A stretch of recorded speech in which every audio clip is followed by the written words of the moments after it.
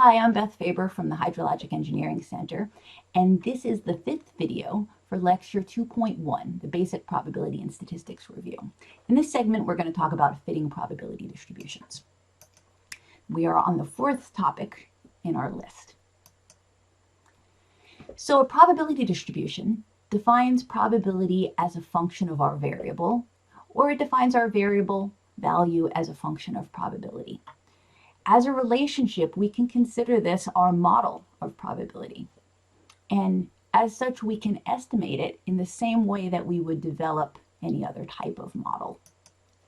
So here are the various steps in developing a model: the selection, the calibration, the verification, and the prediction.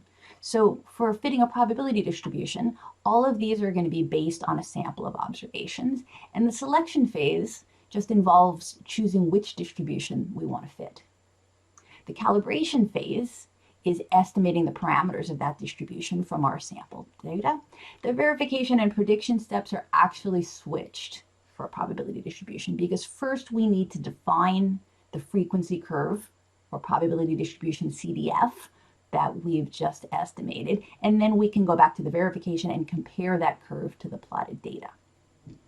And this is defining quantiles. Just as a reminder, quantile is a value that's exceeded with a certain probability.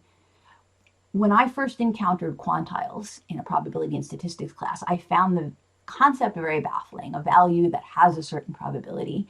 But because we work in flood risk analysis, we're familiar with the 100-year flow or the 1% exceedance flow, and that's a quantile. That's the flow rate that has an exceedance probability of 1% in each year. So we have a little help towards understanding the concept of quantile. So the elements of a distribution are the equation, which defines the relationship between the variable and probability, and then we have the parameters, which are coefficients in that equation. So here's a really simplified example.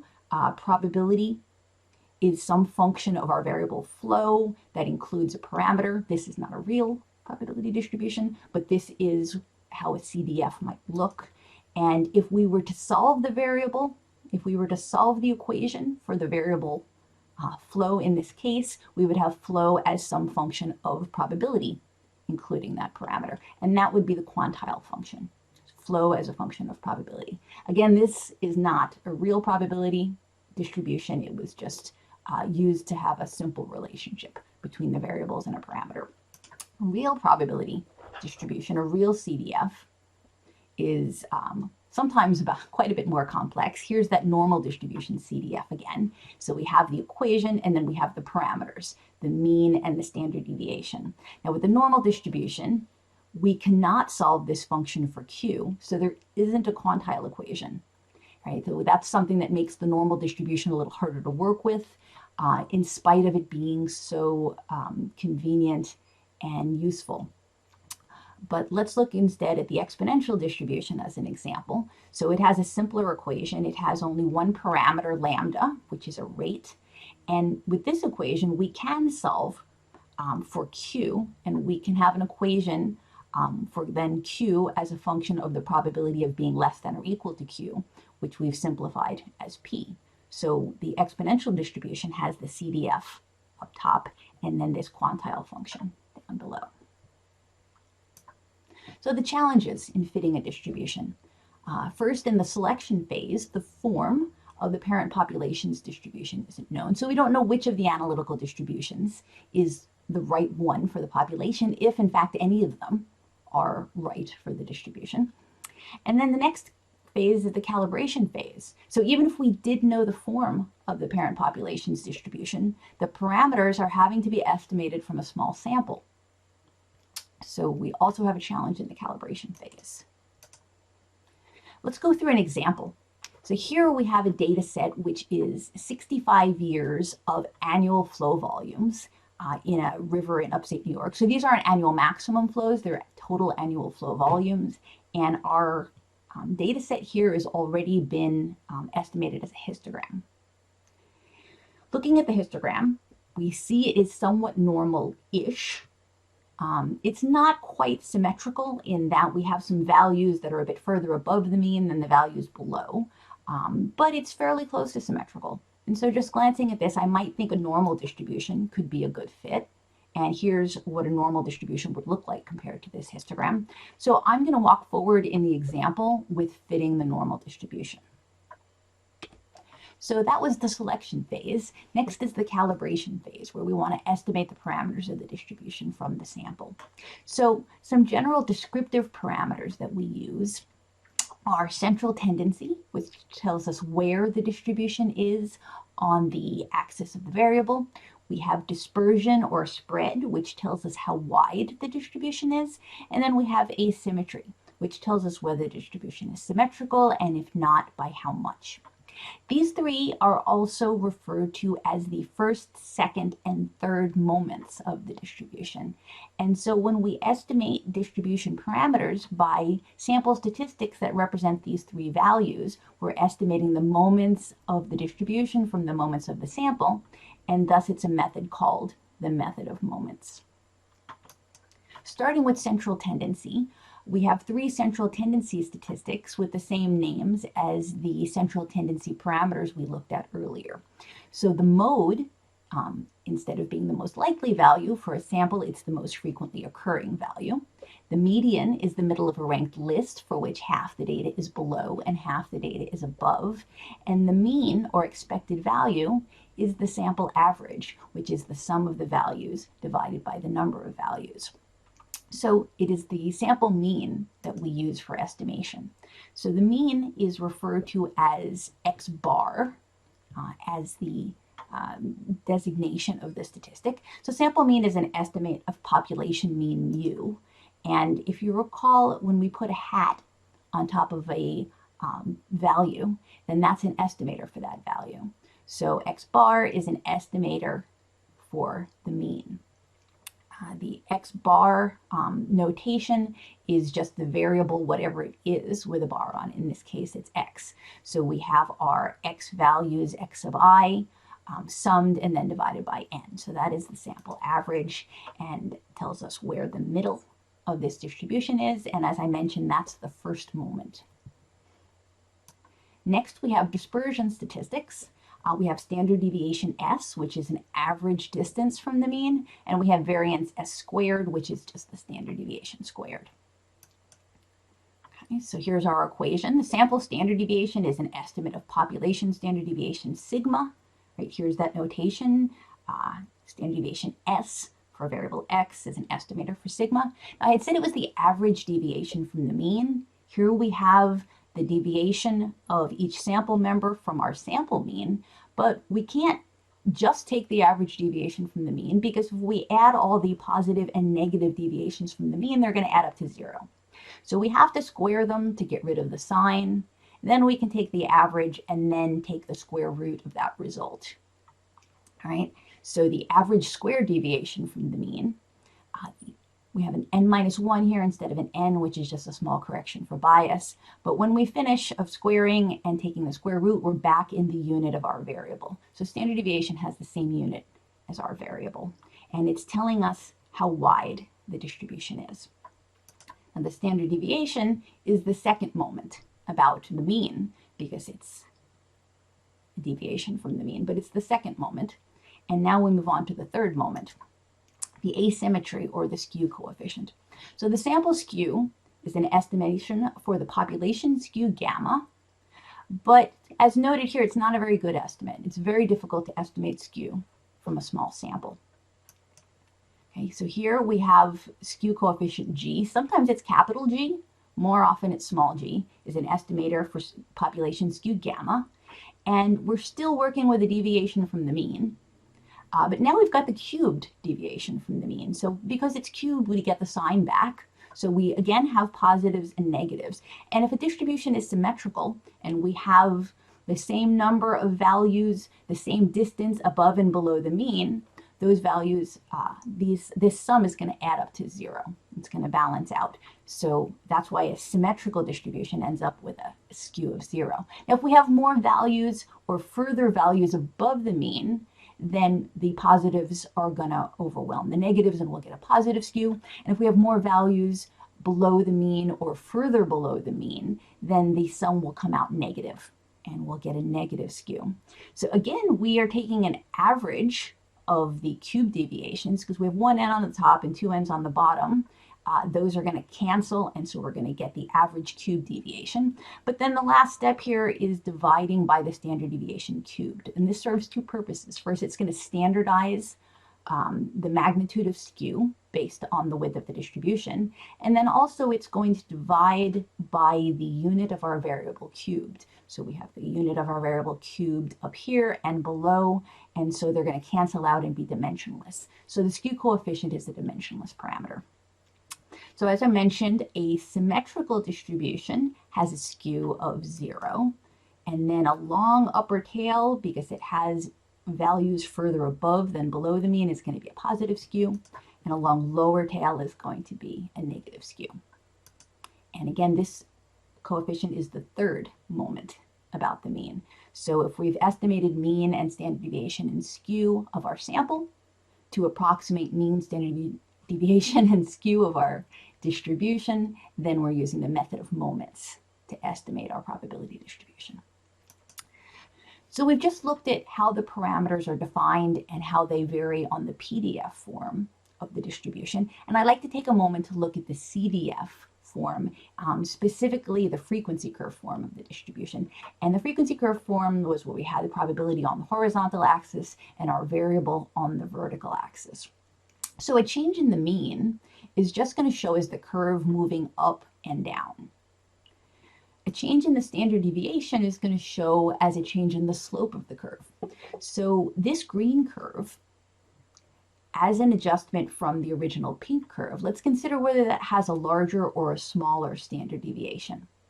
So the green curve against the vertical axis of our variable, it's spanning a wider range of our variable. So that means it has more variability and therefore has a higher standard deviation. So the green curve has a higher standard deviation than the pink. Okay, moving on to skew.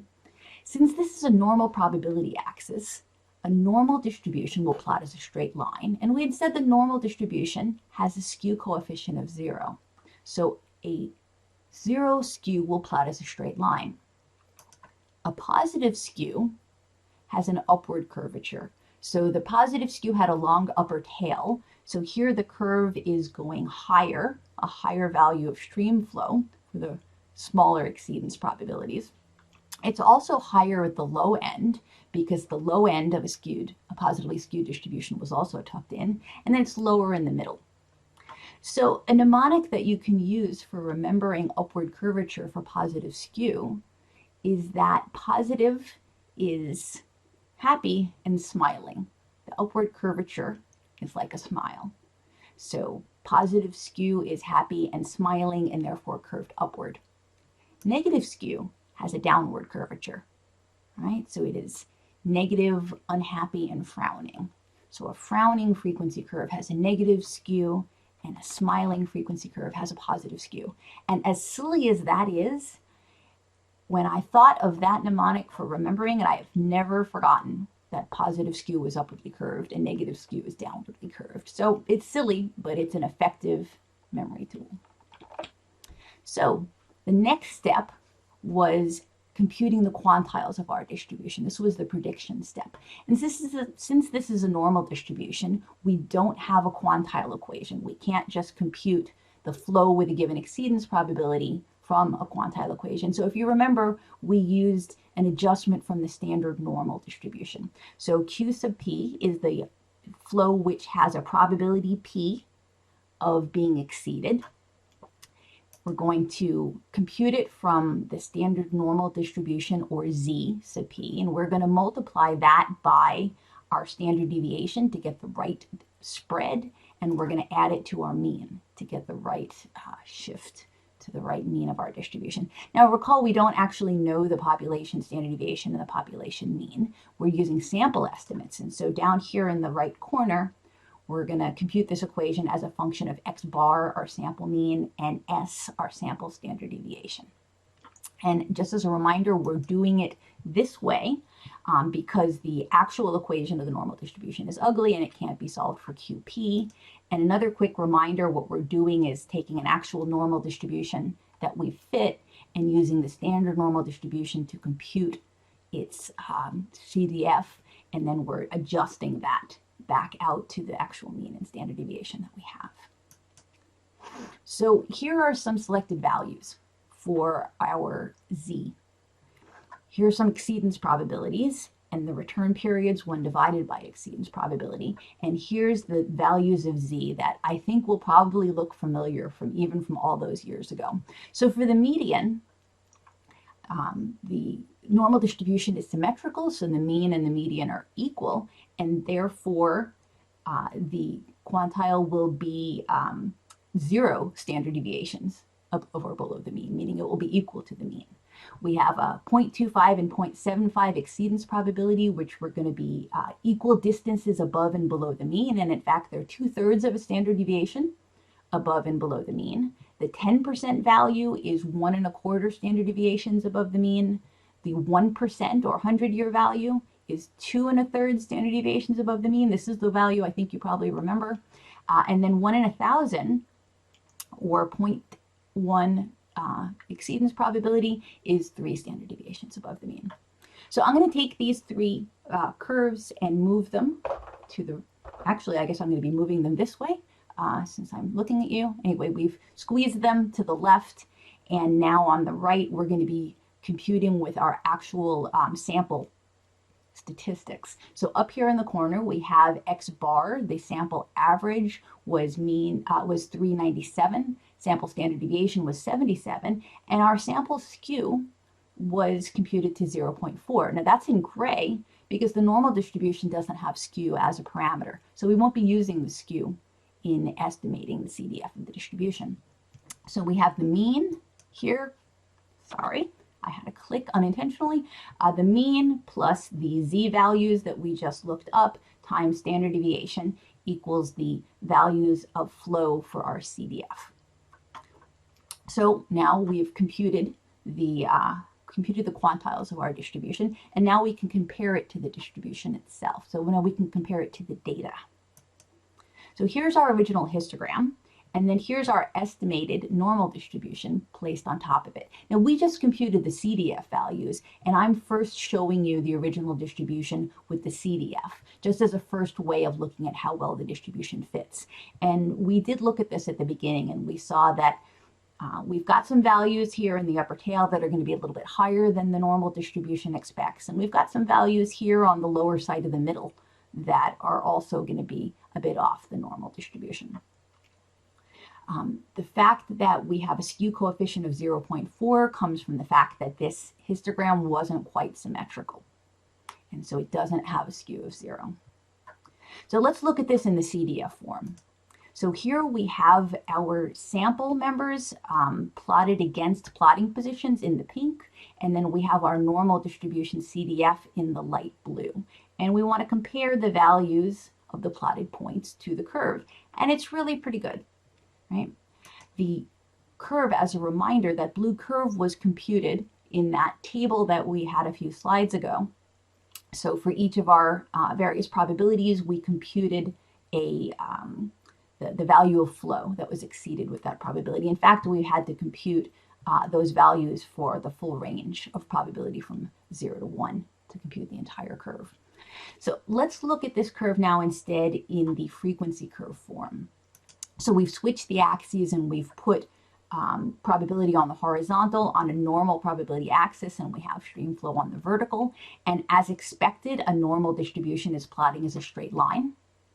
And we see that it fits pretty well in the middle, but at the upper end, as we expected, we have a couple of values that are higher than the normal distribution would have expected. And we saw that when we had the histogram bars that went a little further than the normal distribution would. And that is partially due to the fact that our skew coefficient here that we didn't get to use to fit this distribution is not 0, but it's 0.4. And let me just put in the lines showing that the when we started with probabilities and computed flows for each of those probabilities, again, that was computing values on this blue curve. So here is our comparison of our data to our model. Our fitted normal distribution is our model, and this is showing that it's not bad. It is perhaps not the best fit at the upper end. This is where, if we were doing this, this lecture in the classroom, we would be pausing and doing the second half of our workshop, which was fitting distributions. You're going to do that workshop after watching the lecture videos, and so we're just going to move on. So I mentioned that there was one more distribution that we were going to look at today, and that's the Pearson type 3 distribution, and also the log Pearson type 3 distribution. So the Pearson type 3 distribution is very similar to the normal distribution, except it has one more parameter that allows it to be asymmetrical. So where the normal distribution always is symmetrical and has a skew coefficient of 0, the Pearson type 3 distribution can have a positive or a negative skew, although it is identical to the normal distribution when the skew is equal to 0. And then like the normal distribution that can have log normal, the Pearson type 3 distribution, if the log of the variable has a Pearson type 3 distribution, then we get log Pearson. So this distribution is important because our federal guidance suggests that we use the log Pearson type 3 distribution to fit annual maximum stream flow. And when that guidance was decided, they tabulated the log Pearson type 3 distribution in the same way that the standard normal distribution has been tabulated, meant to be used in the same way. So here's the log of our variable q, which we're calling x, and over here the quantile of x is computed in a similar way to how we computed quantiles of the normal distribution, meaning that we have a sample mean and a sample standard deviation. And then, similar to the ZP value of the standard normal, there's k values for the Pearson type 3 distribution, and they're a function not just of probability, but also of skew.